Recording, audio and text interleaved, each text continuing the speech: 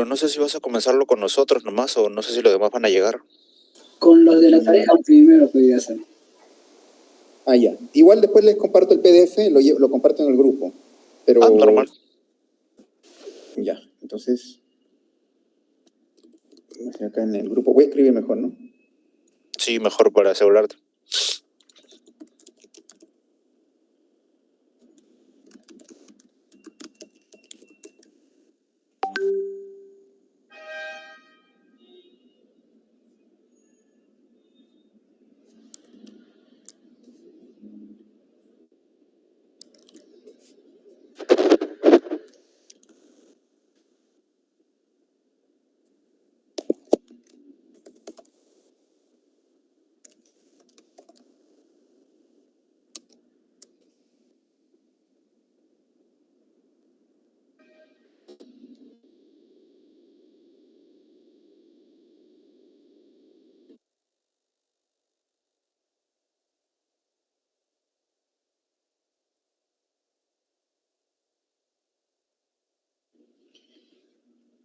Ya. Buenas noches, chicos. Ay, ¿qué es esto? Ah, es que no he entrado con la de San Marcos, he entrado con otra. Ya no importa.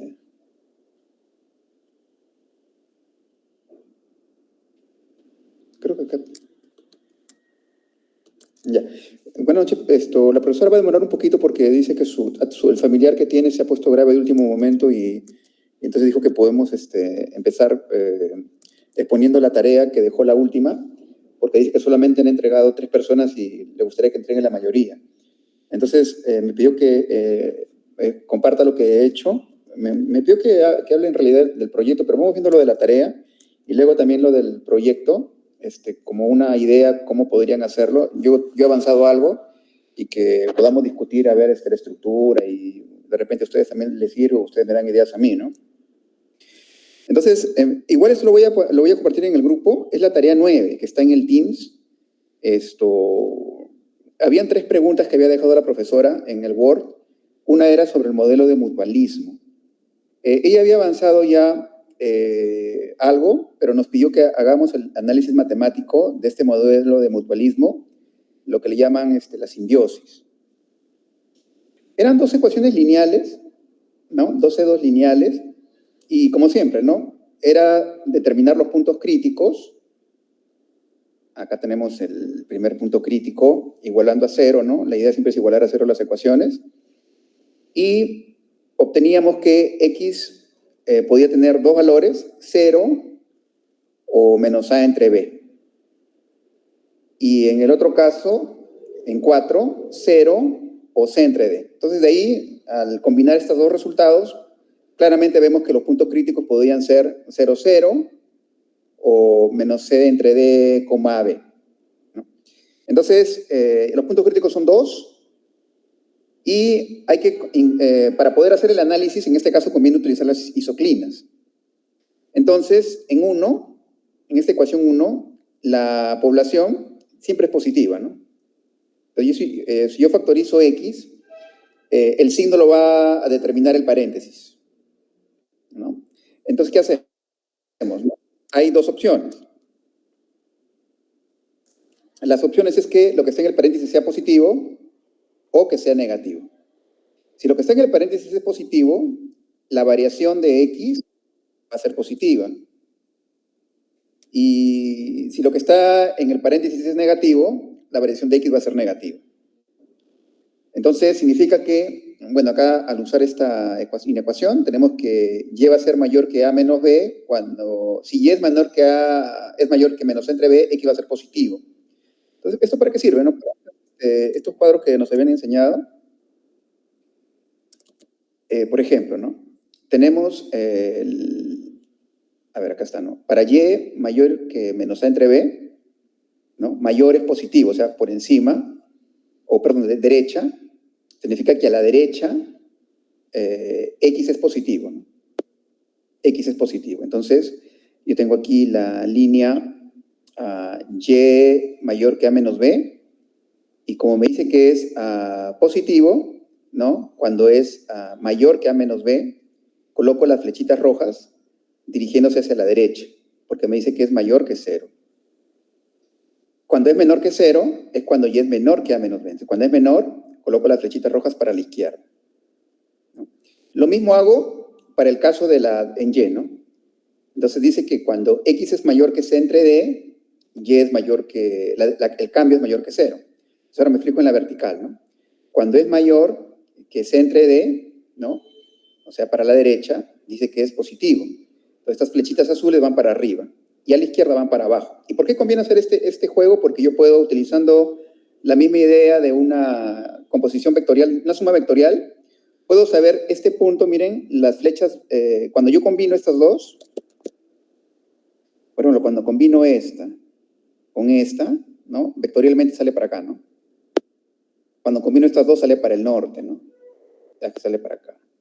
Esta sale para acá. ¿Y para qué sirve eso, no? Sirve porque yo me di cuenta claramente que este punto es silla. Porque este es un representante nada más de todo lo que va a pasar en este cuadrante. O sea que hay un montón de vectores que siguen esta misma tendencia, un montón. En este cuadrante hay un montón que hacen esto.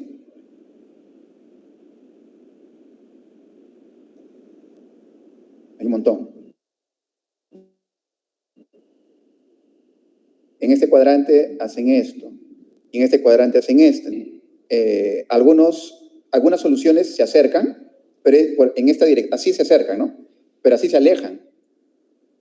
Entonces, si estas que tenemos aquí hubiesen estado en contra, este vector negro hubiera salido así, y esto hubiera salido así. Entonces, por los 4 cuadrantes se están acercando a P2, entonces yo concluyo automáticamente que es un punto estable. Pero en este caso, hay cuadrantes que se alejan y cuadrantes que se acercan, ¿no? Es un punto sí, un punto inestable, ¿no? No es un punto ni atractor ni repulsor. Por un lado se atrae, por otro lado se repulsa, ¿no? Entonces, es un punto de silla, se dice, ¿no? Y el punto P1 es inestable porque por este lado, solamente por este lado, tiene puntos que se están acercando, ¿no? Pero no tienen más información pasado el eje vertical. Cuando sucede eso, se dice que es inestable. Entonces, ya tenemos el análisis de los puntos críticos, pero vamos a confirmarlo analíticamente. Esto, digamos, es gráficamente, utilizando las isoclinas, ¿no? Las isoclinas son la recta azul horizontal y roja vertical. Entonces, primero, voy a ver el jacobiano. Están ingresando. Ya. Voy a ver el jacobiano para confirmar estos resultados que han sido gráficos, ¿no? Hay que confirmarlo analíticamente, ¿no? Entonces, en el jacobiano, analizo el punto 0, 0, y las derivadas fácilmente salen, al reemplazar 0, 0, tenemos A0, 0, C, ¿no? Entonces, la traza es positiva y el determinante también. Entonces, cuando sucede eso, el punto es inestable, que es lo que habíamos visto acá gráficamente, ¿no? Porque cuando tenemos así, ¿no? Este es la traza. El eje horizontal es la traza, el eje vertical es el determinante, y los puntos solamente son estables en este cuadrante. O sea, cuando la traza es negativa y el determinante es positivo, ¿no? Entonces, en este cuadrante son inestables, y por acá son silla. Entonces, acá estamos en el caso traza positiva y determinante positivo. Estoy en el primer cuadrante, ¿no? Entonces, es inestable, confirmando lo que se vio gráficamente. Ya. Ahora, el otro punto, el menos C entre D, menos A entre D, lo reemplazo también en el jacobiano, y el jacobiano resulta, la traza es 0, y el determinante es 0 menos este producto que es positivo, o sea, es negativo, ¿no? Entonces estamos en un punto silla, ¿no? Porque estamos nuevamente viendo el cuadrante, estamos 0 acá, el determinante negativo estoy por acá, ¿no? Estoy por aquí. Y en esta zona, tercer y cuarto cuadrante son puntos silla. Entonces se confirma, en efecto, que los dos puntos que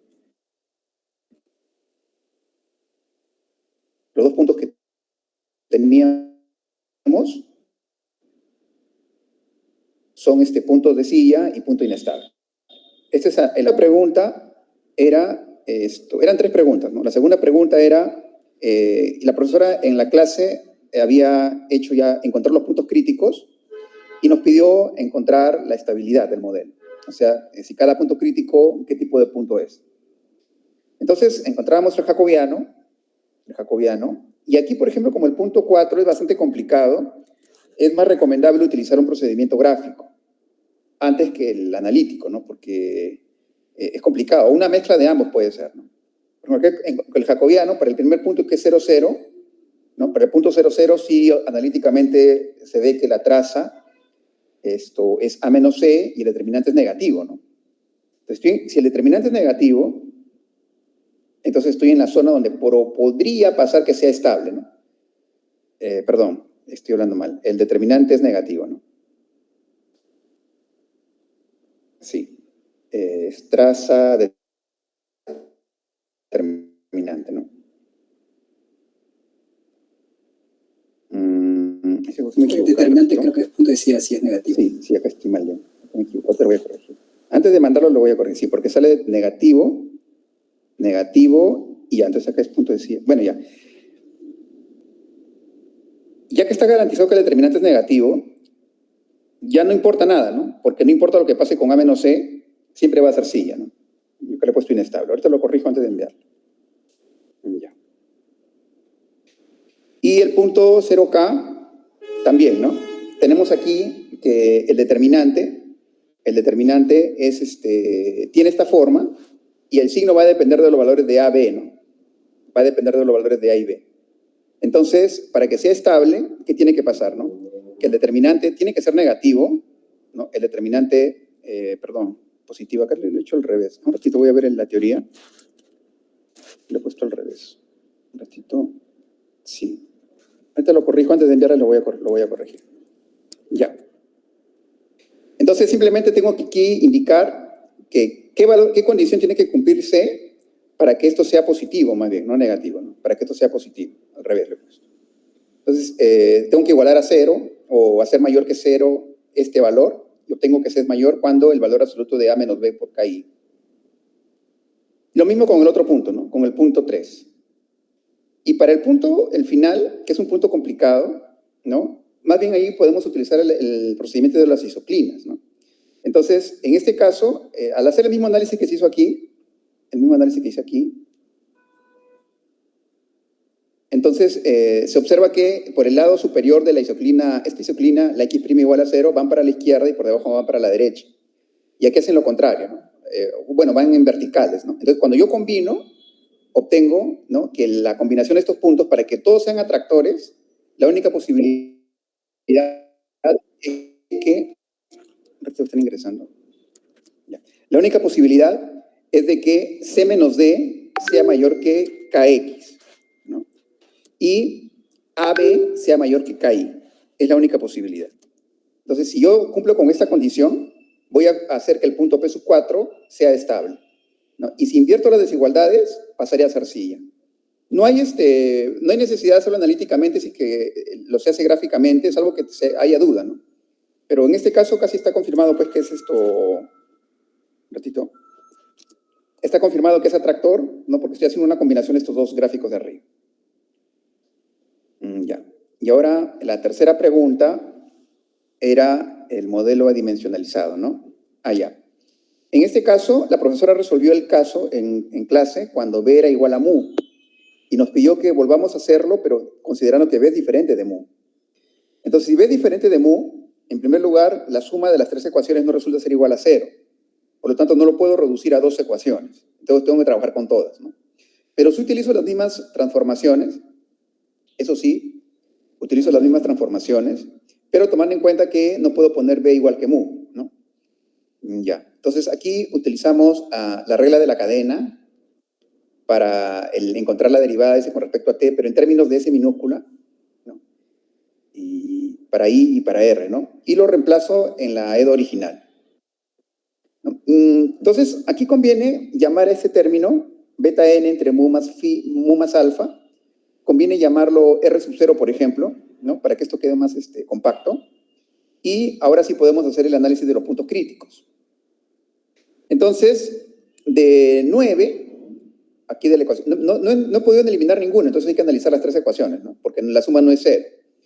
Entonces, de 9 se obtiene que alfa i es igual a mu por r, tengo una ecuación. De 8, obtengo que y es igual a 0 o s es igual a 1 entre r 0. Entonces, voy a usar los dos casos, ¿no? Si y es igual a 0, entonces, al reemplazar en 7, obtengo que s vale b entre mu. En el caso de la profesora valía 1, pero es que ahí había considerado que b es igual a mu, ¿no? Y por 10, r vale a 0, ¿no? Entonces, obtenemos aquí el primer punto crítico. Y si yo hago beta igual a mu aquí, b igual a mu acá, obtengo el mismo resultado que tuvo la profesora en clase. Entonces, es una confirmación que está bien calculado, ¿no? Y ahora hago lo mismo, pero para el otro caso, ¿no? 1 entre R0. Entonces, reemplazo y obtengo el segundo punto crítico que nos pidió. Y nuevamente, ¿no? Si es que yo hago aquí beta igual a mu, obtengo nuevamente el mismo resultado que tuvimos en clase, ¿no? Lo cual confirma que está correctamente calculado. Acá nos pidió solamente los puntos críticos. Nos pidió el análisis mejor. Y ese sería. Entonces, ahora le hago esa corrección ahorita, más ratito en el LaTeX, en el Beamer, y le comparto en el grupo esta tarea, porque dice la profesora que solamente 3 habían entregado. Para que ya, yo lo comparto luego, voy a hacer acá la corrección que me di cuenta que hay un error ahí en el tipeo, y ahora lo corrijo. Se los envío nuevamente. Saúl, una pregunta. Sí. Vi que para cuando haces el análisis de las isoclinas es cuando tienes X' y Y', ¿no? Entonces lo pones en el plano X y en el plano Y. En caso hubiese Z', ¿cómo harías el análisis? Si tuviera 3, tendría que ser en 3D, ¿no? ¿Espacio? Pero una recta del espacio, claro. Ya serían superficie. Podría ser. Las isoclinas son rectas en realidad, pero serían rectas en el espacio. Claro, serían superficies, ¿no? Claro, porque ahí, claro, no podríamos hablar de derecha e izquierda, ¿no? Tendría que dar de arriba a abajo, claro, tendría que ser planos. No hemos hecho teoría para planos isoclinas, ¿no? Sí, eso. Al principio son rectas. Estaba viendo. Son rectas que se van para el plano. Bueno, Chávez. Ya. Ahora, también lo siguiente es ver el tema del proyecto. Entonces, primero sería el artículo. ¿El artículo dónde está? Acá está. Ya, primero el artículo y luego el Beamer, ¿no?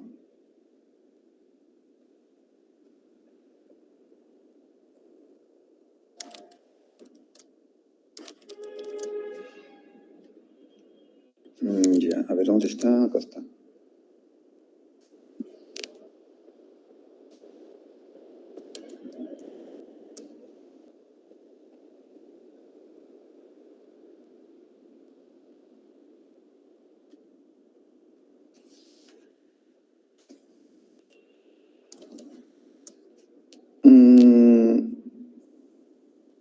Este es digamos, todavía sería como el borrador, ¿no? Del artículo para el profesor de práctica. El profesor dice que lo compartamos porque de eso se podría basar para hacer también el de la teoría y que veamos si hay algo que puedan rescatar ustedes y yo también y mejorarlo, ¿no? Para la entrega final.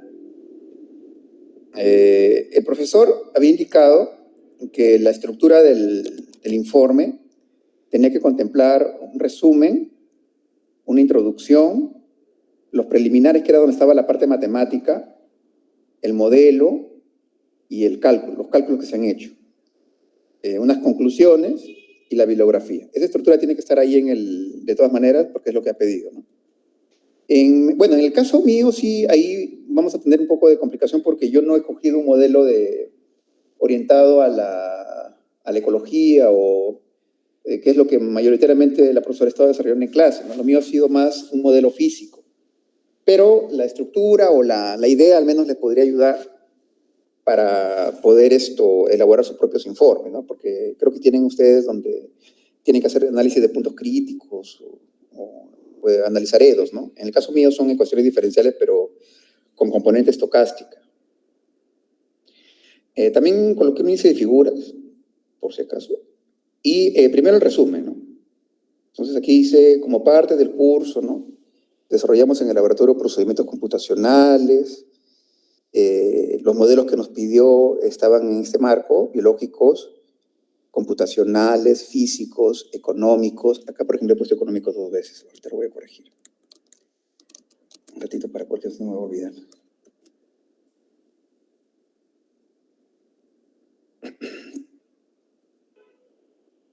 ¿Dónde está? Acá está.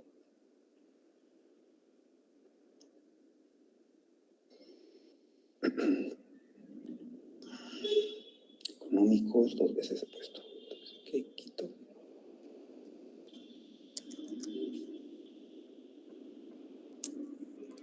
Ya.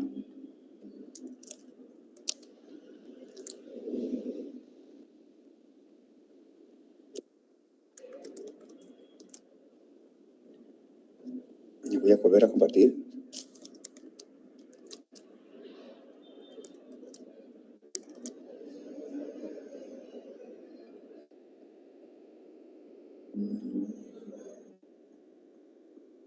Ya. Entonces, en el resumen,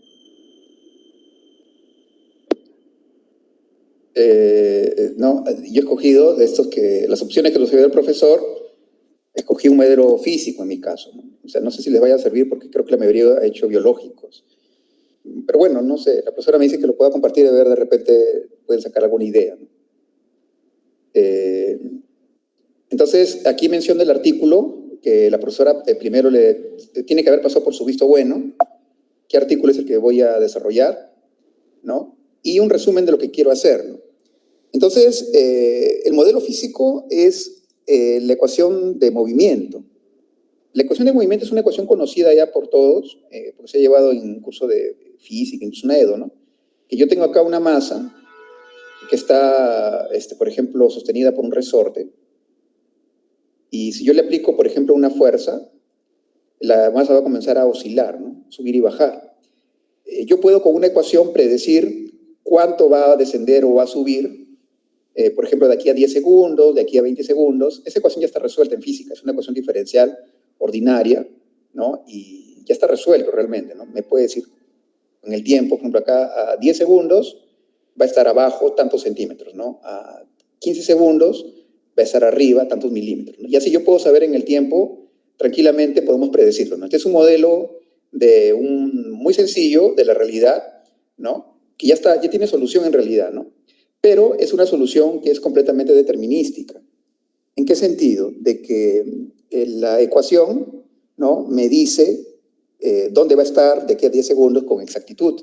Pero en la realidad no es verdad, porque uno cuando hace el experimento nota que hay cierta discrepancia entre lo que te dice el modelo y lo que realmente tú mides en el laboratorio. Entonces la pregunta era, ¿por qué no sale lo mismo? ¿Por qué? Porque en realidad, en la vida real, los fenómenos no son determinísticos, sino que intervienen algunos fenómenos aleatorios, estocásticos, ruido que se le llama, desde simplemente el cambio de temperatura, el material no es como yo lo supuse, ¿no? Entonces, esos componentes estocásticos nos han sido tomados en cuenta en esta ecuación diferencial ordinaria. Entonces, en este trabajo, la idea era, en el artículo, ¿no? Era, de alguna manera, mejorar ese modelo físico por un modelo que sí toma en cuenta los efectos estocásticos. Cuando decimos estocásticos son fenómenos que no son determinísticos.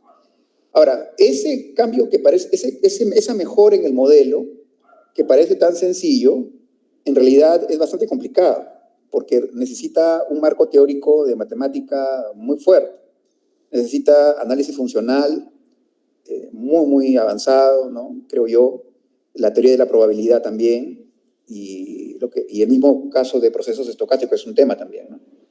Pero bueno, se logró, ¿no? Se ha logrado extender, mejorar la ecuación en su versión estocástica, y además de eso, la ecuación misma es complicada de resolver, porque la EDO, que lo vamos a hacer más adelante, tiene solución exacta, ¿no? Ya está resuelta, ¿no? En cualquier libro de dinámica se puede encontrar, ¿no? Pero una ecuación con componente estocástico es mucho más complicada. Entonces, casi es obligatorio tener un método numérico para poder encontrar una solución que pueda ser útil, ¿no? Entonces, el método numérico que escogí es el de Euler-Maruyama, ¿no? El cual fue implementado incluso con Python. Y ahora, uno dirá, pero una ecuación de movimiento una ecuación de movimiento tiene algún tipo de utilidad práctica. Y sí, ¿no? Se puede ver en la bibliografía de que este concepto de mejorar las EDOs, incorporando componentes estocásticos, permite, por ejemplo, modelar fenómenos económicos, fenómenos incluso en la misma biología, porque en realidad la aleatoriedad está presente en casi todos los fenómenos, ¿no? Por no decir en todos, ¿no? Entonces, este ensayo, digamos, de mejorar una EDO puede extenderse a otras EDOs, ¿no? De hecho, que el texto de Kloeden lo menciona en una serie de casos en los cuales se puede incorporar componentes estocásticos para mejorar los modelos y que tengan más precisión. Bueno, entonces aquí, como les comentaba, he colocado la estructura que pidió el profesor: resumen, introducción, preliminar, modelo, cálculo, conclusiones y bibliografía. Entonces, bueno, lo voy a hacer en el BIM, de repente les puede servir de algo, no sé, que lo exponga. Primero hago la introducción, y ahí vemos, por ejemplo, una estructura real, es un tanque de agua, ¿no? Porque en física, ¿qué nos dicen, no? Que un modelo de un grado de libertad es un resorte con una masa, ¿no? Un resorte con una masa. A ver si sale acá. Algo así, ¿no? Un resorte conectado a una masa, ¿no? Entonces, esa masa es una masa M. Yo le aplico una fuerza, puede ser vertical o horizontal, y eso comienza a oscilar, ¿no? Pero en la vida real, un sistema de un grado de libertad puede ser este, ¿no? Por ejemplo, un tanque elevado, donde la mayor cantidad de masa está concentrada arriba, ¿no? Donde se almacena el agua, ¿no? Y la columna de soporte es como el resorte, como un elemento simplemente de apoyo, ¿no? Con masa despreciable comparada con la del tanque, ¿no? Entonces acá tenemos, por ejemplo, un sistema de un grado de libertad. Y en ingeniería es muy importante, ahí por ejemplo Luz Helena nos puede apoyar también, es muy importante saber cuánto se desplaza esta estructura, ¿no? Para poder diseñarla, ¿no? Antes de construirlo, obviamente, no después, ¿no? Es importante saber cuánto se va a desplazar, lo más preciso posible. Entonces aquí, por ejemplo, tenemos un caso donde el modelo determinístico ameritaría una mejora, ¿no? Para que nos dé un resultado mucho más preciso, ¿no? Entonces, bueno, ¿no? Como les decía, la ecuación diferencial, este es el verdadero y este es el modelo, ¿no? En el modelo tengo una masa a la cual solamente le voy a permitir moverse verticalmente, por eso coloco esas rueditas. El resorte es la columna, y acá le coloco además un dispositivo de amortiguamiento. ¿Qué cosa es este dispositivo de amortiguamiento? Representa algo realista también, que es lo que sucede en la realidad, que cuando yo en el modelo, ¿qué me dice? ¿No? Me dice que cuando yo le impongo a una masa con un resorte, le impongo un movimiento, comienza a oscilar de forma infinita, ¿no? De izquierda a derecha hasta el infinito, ¿no? Pero la realidad que pasa es que no es verdad, ¿no? Después de un tiempo regresa a la posición original y ya no se mueve.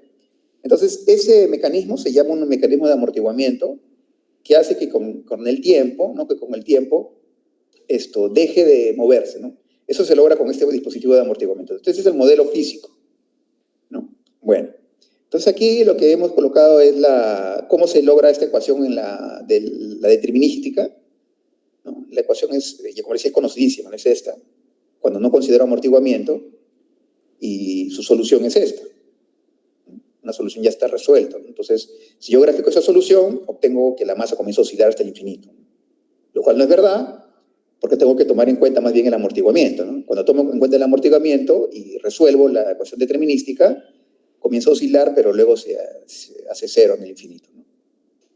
Entonces, también un poquito más avanzado sería que cuando yo a una masa le coloco una carga, comienza a oscilar. Pero si yo no le coloco carga, sino muevo el piso, se puede probar, ¿no? Aquí está la prueba, que es completamente equivalente a mover el piso a colocar una carga arriba con el piso fijo. O sea que regreso al modelo original, ¿no? Un modelo con una carga arriba. Entonces, ¿por qué es bueno tomar en cuenta el modelo de que el piso se mueva? Porque hay fenómenos, por ejemplo, los sismos, que hacen que el piso se mueva. No hay una carga encima de la masa moviéndola, sino que el piso es el que se mueve. Pero se puede probar de que si el piso se desplaza, es completamente equivalente a que la masa le esté yo aplicando una fuerza, ¿no? Una fuerza dinámica, eso sí, que dependa del tiempo. Bueno, esa es la introducción. Luego, los preliminares es la parte matemática, ¿no? Entonces, en la parte matemática, sí es recomendable colocar en dónde se están basando toda la parte matemática. Y bueno, ¿no? Aquí he colocado, digamos, la parte matemática es un poco complicada, pero he tratado de hacer un resumen lo más pasible, pues, lo que se pueda, ¿no? Este es análisis funcional, por ejemplo, ¿no? Lo que es un proceso estocástico, lo que es el movimiento browniano, quienes investigaron el movimiento browniano, el código en Python para simular el movimiento browniano. Movimiento browniano lo voy a necesitar para poder incorporarlo en la ecuación que quiero yo mejorar, ¿no? Entonces, primero hay que estudiar muy bien el movimiento browniano. Entonces, acá está el código y el resultado de 5, puede ser un montón, ¿no? Pero 5 realizaciones, ¿no? Las ecuaciones diferenciales estocásticas. Incluí aquí, creo, esta es la ecuación que hemos aprendido en clase de población, ¿no? Y el texto que usé, el Oxendal, a esta, como ejemplo, a esta la convierte en estocástica. La mejora la EDO, esta es una ecuación diferencial ordinaria, y la mejora y llega a esta, ¿no? Y miren que acá está incluido el movimiento browniano. El movimiento browniano se utiliza como un puente para pasar de ordinaria a estocástica, para incorporar el componente aleatorio. Entonces, bueno, acá está cómo se resuelve analíticamente. Esta se puede resolver analíticamente porque es muy chiquita, no es bien sencilla, ¿no? No necesitamos un método numérico, ¿no? Está resuelta, la solución está por acá. Y también en Python grafiqué algunas soluciones. En color cian está la solución determinística, o sea, la que hemos aprendido en clase, ¿no? Y en colores, de otros colores, están las soluciones ya estocásticas, ¿no? Más realistas, ¿no? Pero si se dan cuenta, si yo promedio las soluciones estocásticas, llego a la solución determinística. ¿No? Es la idea, ¿no? Es para confirmar, no sé, pero... Porque en la realidad, las soluciones que yo obtengo en la vida real se parecen mucho a las estocásticas, pero tienen ciertas variaciones, ¿no? Y la explicación es por qué hay fenómenos que no estoy colocando en el modelo por simplicidad. Pero tiene que acercarse, pues. Entonces acá está el ejemplo. Y más teoría. El método numérico, pensando en una EDE complicada, un método numérico, escogí el de Euler-Murayama, que no es el mejor, el que tiene el menor orden de convergencia, pero es el más sencillo, digamos, para empezar. Entonces acá está la explicación matemática, en qué consiste, y algo que lo vamos a ver ya en cursos de numérico más avanzados, es que cuando yo escojo un método numérico, antes de utilizarlo, no es usar por usarlo, ¿no? Tengo que matemáticamente confirmar que el método es estable, ¿no? Que no va a explotar en el tiempo, ¿no?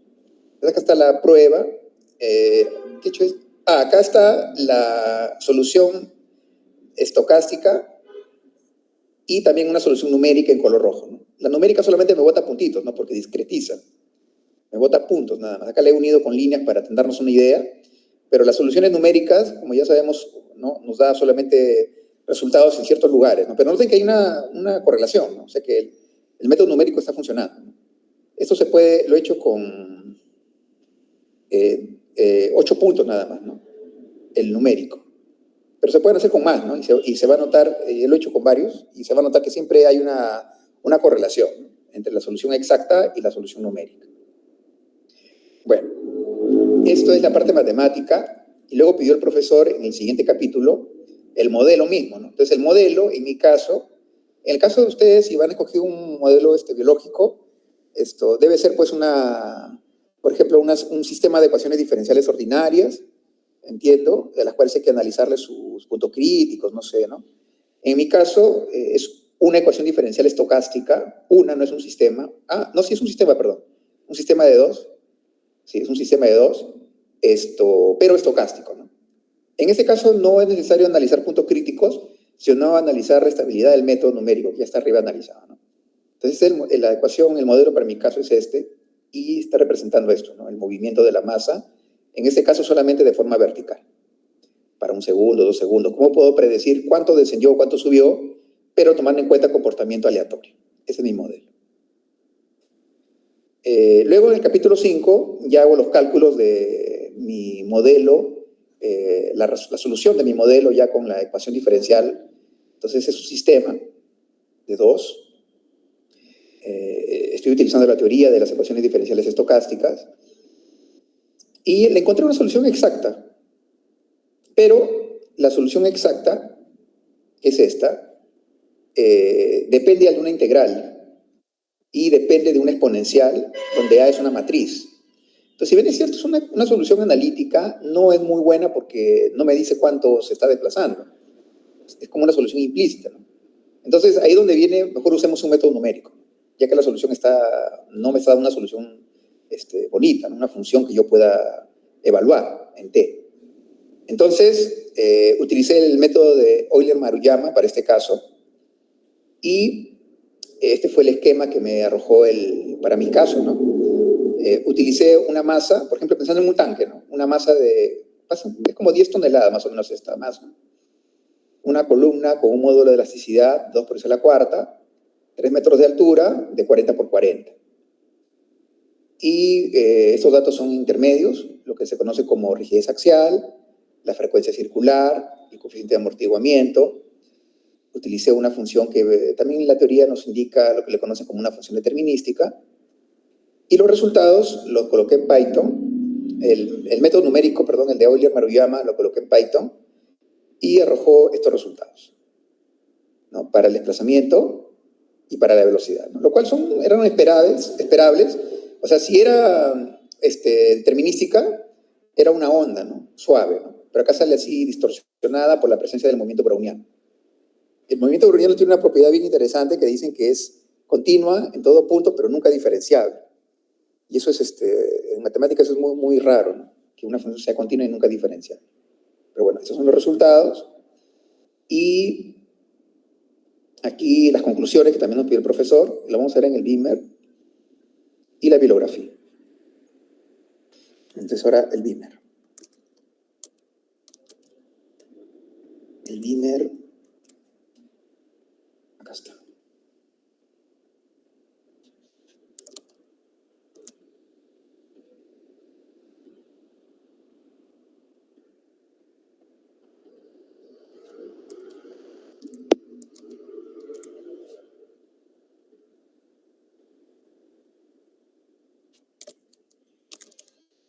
Ya.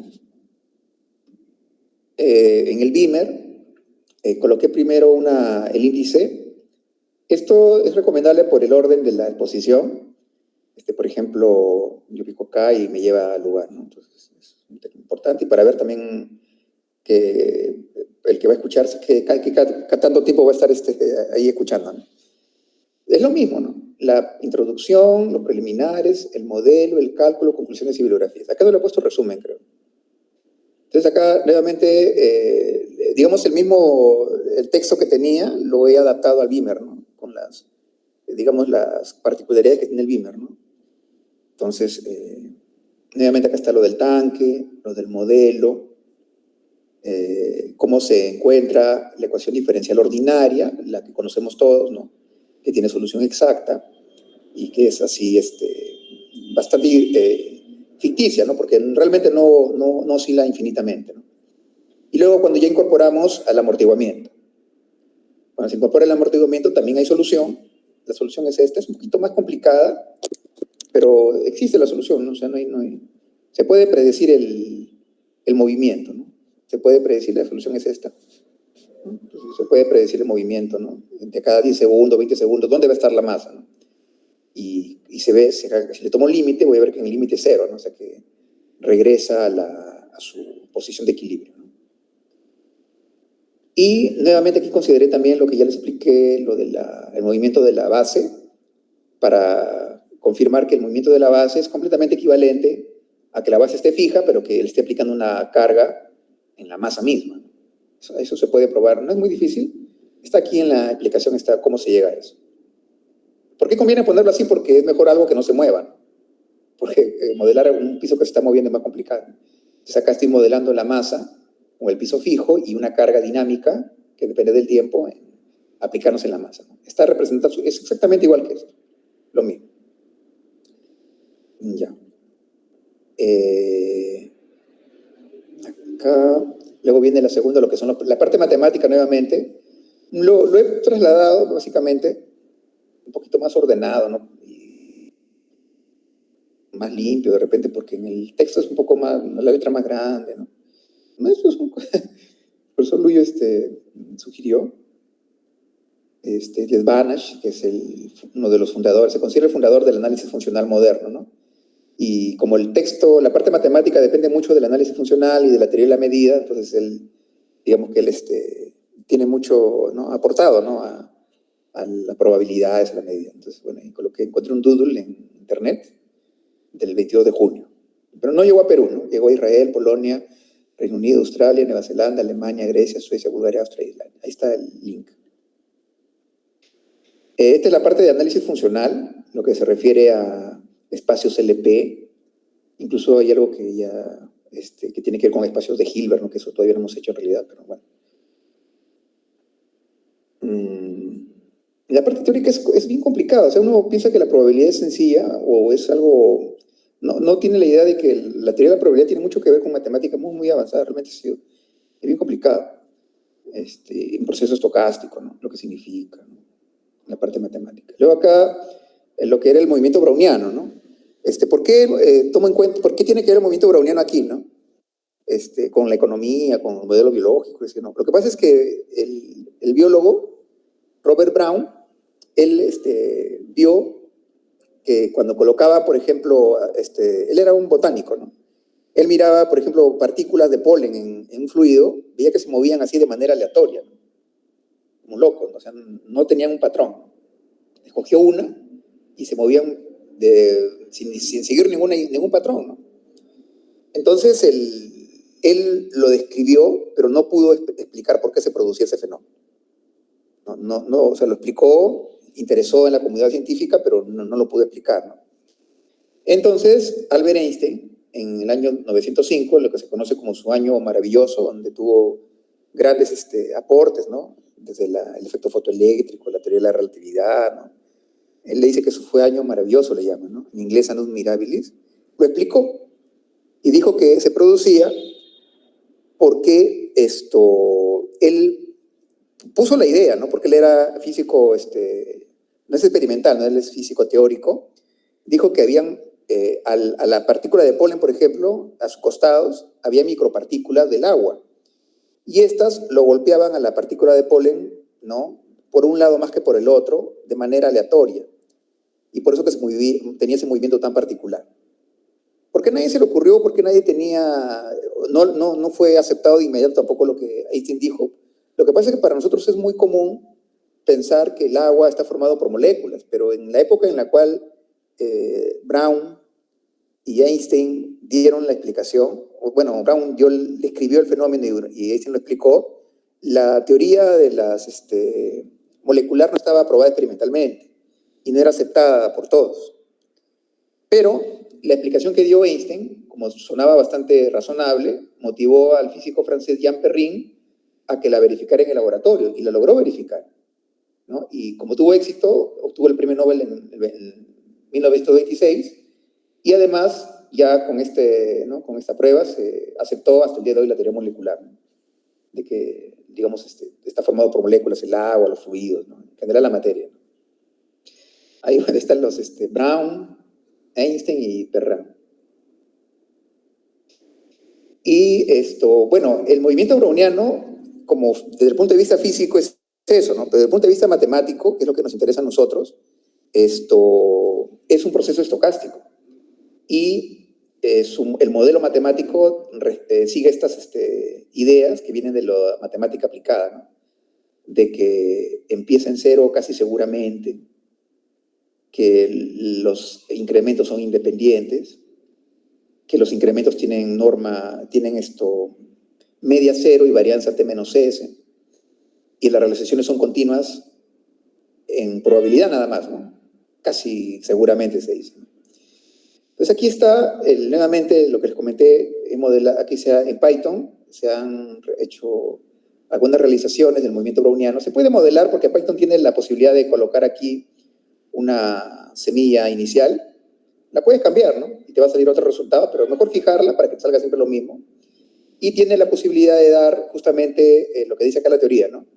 Dar números que tengan media cero y varianza t menos s. Se puede modelar el modelo matemático, ¿no? Está el modelo de 5 realizaciones y las 5 están acá, ¿no? Ya. Es unidimensional nada más. Y bueno, ¿no?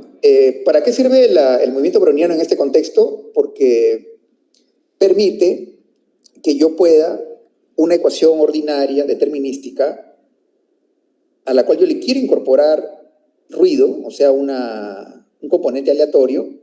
¿Quién es este ruido, no? Entonces, autores han llegado a la conclusión en matemática de que este ruido se modela muy bien, o sea, toda la conjunción de fenómenos aleatorios en un fenómeno económico, físico, social, biológico, ¿no? Se puede conjugar muy bien utilizando justamente al movimiento browniano. O sea, utilizando el movimiento browniano como un término adicional a la ecuación diferencial ordinaria. Entonces, cómo yo incorporo la aleatoriedad es tomando en cuenta el movimiento browniano. Ahora, no es cuestión de poner el movimiento browniano ahí por cualquier lugar, ¿no? Entonces, ahí viene la teoría, ¿no? Matemática, que propuso un investigador japonés, Ito, no sé cómo se pronuncia, Ito le digo yo, ¿no? Él propuso, ¿no? Que esta integral, que donde está el movimiento browniano, esta es determinística, ¿no? Si no esta, donde está el movimiento browniano, tenía que probarse matemáticamente que la integral existe, que el límite existe, ¿no? Y que tiene sentido, ¿no? Entonces, él trabajó mucho en eso, habló de lo que son las funciones Ito-integrables, la integral de Ito, las propiedades de la integral de Ito, la isometría de Ito, el proceso de Ito, ¿no? La fórmula de Ito, finalmente, ¿no? Que es como una regla de la cadena, pero una regla de la cadena estocástica, ¿no? Hasta acá es la regla de la cadena que conocemos de cálculo, ¿no? Pero acá está incorporando un término que toma en cuenta el movimiento browniano. El Ito, lo encontré en internet, y es finado. Entonces, como les digo, ya matemáticamente ya está probado que esta integral tiene sentido, y con esa rigurosidad ya se puede, digamos, trabajar ecuaciones diferenciales estocásticas, ¿no? Sabiendo que esta integral, bueno, tiene sentido, ¿no? Matemáticamente, ¿no? Entonces, como siempre, hay que probar la existencia de unicidad de las ecuaciones diferenciales estocásticas, ¿no? Porque puede pasar de que una ecuación diferencial, estocástica también, tenga muchas soluciones, ¿no? O que tenga ninguna. Lo ideal es que tenga una sola, ¿no? Sería lo ideal. Entonces, la ecuación diferencial estocástica sí podría tener una solución única si la ecuación cumple con estas dos condiciones. Tiene solución si es que sus coeficientes cumplen con esta desigualdad, y dicha solución es única si cumple con esta condición, que es la condición de Lipschitz. Si cumplo con estas dos condiciones, la ecuación diferencial ordinaria, estocástica, entonces estoy seguro que le voy a poder encontrar solución y que es además única, que es lo ideal, ¿no? Lo esperado, lo que uno le gustaría que le pase, ¿no? Entonces, si yo tengo una ecuación diferencial ordinaria y la paso a estocástica, chequeo que cumpla con estas condiciones. Si cumple, entonces mi ecuación va a tener solución única. La prueba está en el libro de Oxendal. No la he copiado porque es bien extensa, pero ahí la pueden encontrar, ¿no? Esto está probado ya de que sí tiene solución única, ¿no? Entonces, como ejemplo, esta ecuación ordinaria, como ya la había visto en el PDF, el otro PDF, le encontré una estocástica, ¿no? Cumple con las condiciones de existencia de unicidad, tranquilamente, la está cumpliendo. Entonces, estoy seguro que le voy a poder encontrar solución única, ¿no? Entonces, bueno, acá estoy utilizando la integral de Ito, ¿no? Para poder encontrarle. Y acá hay un espacio, acá. Luego lo corrijo. Entonces, ahí está, ¿no? La solución determinística en Cian y las soluciones estocásticas, ¿no? Hay que aclarar que la solución determinística es una, en color cian, y las soluciones estocásticas son infinitas. O sea, acá hay un montón. Acá hay otra, ¿no? Hay otra, y por acá hay otra, ¿no? Hay un montón, por todos lados, ¿no? Pero al promediarlas todas, llego a la cian. ¿no? Su media es la determinística, la ordinaria. Ya. Entonces, esto es para un ejemplo sencillo, ¿no? El de la población, porque es una ecuación diferencial que se utiliza como ejemplo porque es bien chiquita, ¿no? Y tiene la gran particularidad que tiene solución analítica exacta, tanto estocástica como determinística, ¿no? Estas dos ya la hemos hecho en el curso, esta la hemos hecho en el curso, ¿no? Tiene solución exacta analítica y la estocástica también tiene exacta, ¿no? Entonces, se utiliza mucho para poder hacer comparaciones, ¿no? Como ejemplos, ¿no? De hecho, que es la que yo he copiado aquí para tenerla como ejemplo. Ya. Ahora, también necesitaba una teoría que le he copiado aquí, que es, para mi caso, que es en 2 dimensiones, o sea, es un sistema, lo que es un proceso de Ito, pero en dimensiones, en 2 dimensiones. La fórmula de Ito, pero en 2 dimensiones. Y también hablé, lo que dice acá, ¿no?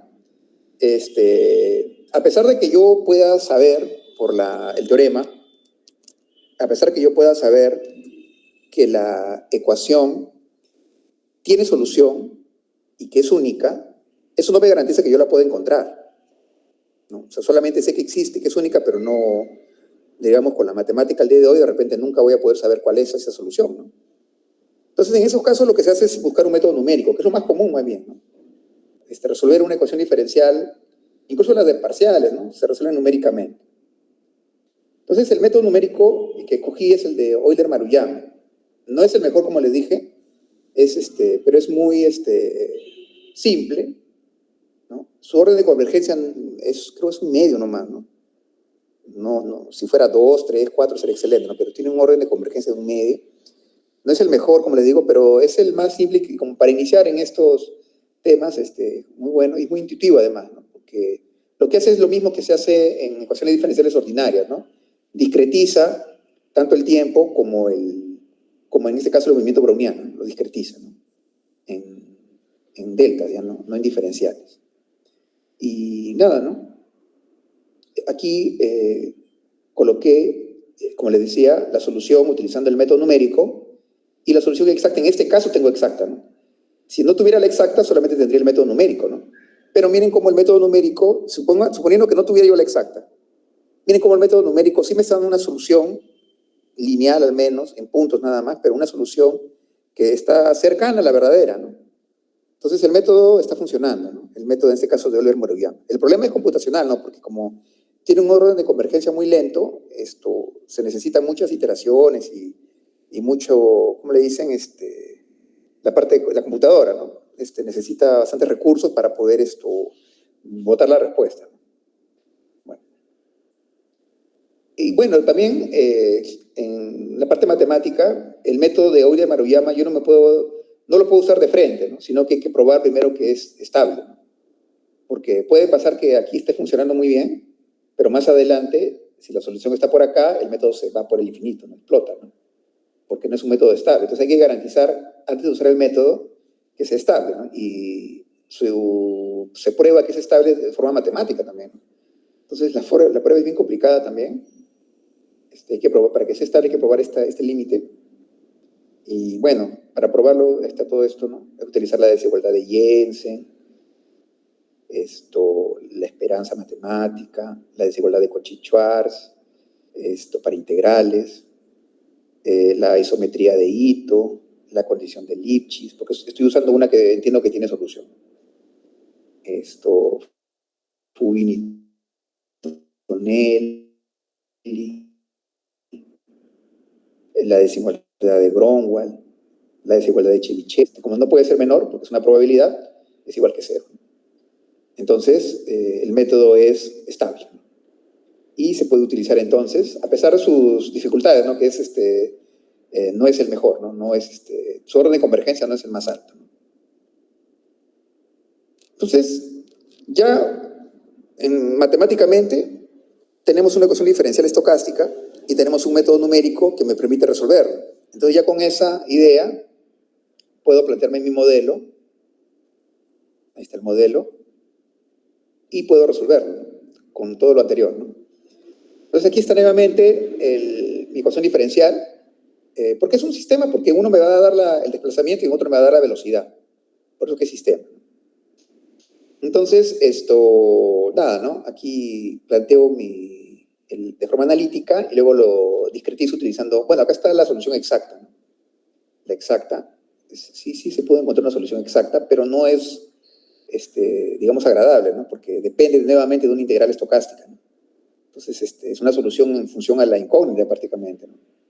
Entonces, no es lo mejor, hay que resolverla numéricamente, y entonces ahí discreticé, utilizando el método de Euler-Maruyama, llegué a este esquema, y este es el esquema que se coloca en el Python, ¿no? El esquema, ¿no? Entonces, acá está la masa, el modo de elasticidad, la rigidez axial, no, la función esta la encontré para modelar el movimiento aleatorio del piso, se suele ayudar de una función determinística. ¿Qué es esta? Hay varias, ¿no? He usado una, ¿no? La que propuso estos investigadores. Y nada, ¿no? Luego hice ya la implementación en Python, y ahí están los resultados, ¿no? Lo mismo que vimos en el PDF, y las conclusiones, ¿no? Entonces, o los resultados primero, ¿no? Partiendo del cero, tanto la velocidad como el desplazamiento empiezan a crecer, alcanzan un valor pico y luego se atenúan, ¿no? Lo cual era esperable, ¿no? Porque es un sistema amortiguado, porque estamos no es un sistema, es un tema real, ¿no? Un tanque, ¿no? Cualquier sistema realmente con el tiempo va a tender al cero, ¿no? Y lo que está pasando acá en el modelo, ¿no? Hay una simetría horizontal, lo cual también es correcto, ¿no? Porque es lo que pasa en el caso determinístico. Entonces, en el caso estocástico tiene que pasar algo parecido, pero distorsionado, ¿no? El componente estocástico distorsiona, ¿no? Hace que tenga como esas rayitas, ¿no? Y si yo cambio la semilla inicial, porque esto lo he hecho con una semilla inicial de 500, 800 en este caso, si yo cambio la semilla inicial, debo tener resultados parecidos, ¿no? Porque es estable, ¿no? Y bueno, también no he puesto acá los cambios, pero es fácil en el Python cambiar y luego ver qué pasa, ¿no? Y los resultados se van pareciendo todos, ¿no? Entonces es una buena noticia, ¿no? Y finalmente las conclusiones, ¿no? Concluido lo siguiente: las técnicas de modelamiento aprendidas en el curso requieren de un fuerte respaldo matemático. Para efectuar el modelamiento de un fenómeno físico, o químico, o biológico, o social, o económico, en el que sea,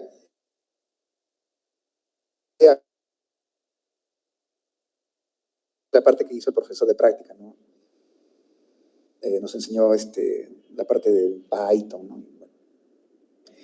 Yo escogí Python por las librerías que tiene, ¿no? Y porque su curva de aprendizaje tiene una pendiente menor, ¿no? A la de otros lenguajes. Por ejemplo, C++, no sé. Y además porque es la que el profesor ha hecho, ¿no? Entonces por eso que creo que es la que va a pedir en todo caso, ¿no? La ecuación, el modelo matemático del movimiento se puede extender, entonces puedo concluir que como los resultados son, digamos, razonables, que sí se puede hacer una mejora al modelo colocando una ecuación estocástica, ¿no? Y el método numérico de Euler-Maruyama se puede utilizar para resolverlo. Bueno, acá están la bibliografía, y eso es todo. Y ahora... Lo que pasa es que la profesora me dijo que su familiar se había puesto grave y tuvo que ir a la clínica y que iba a demorar un poquito en entrar, entonces me dijo que vaya yo presentando lo de mi modelo. Entonces, yo ahora les voy a subir, les voy a compartir de la tarea 9. Hay una corrección que tengo que hacer en el TIP, ahorita lo voy a hacer, o más rato lo hago y luego les comparto en el grupo. Pero ya no sé qué más hacer. De repente alguien quiere presentar algo, lo que ha avanzado. Mientras que la profesora se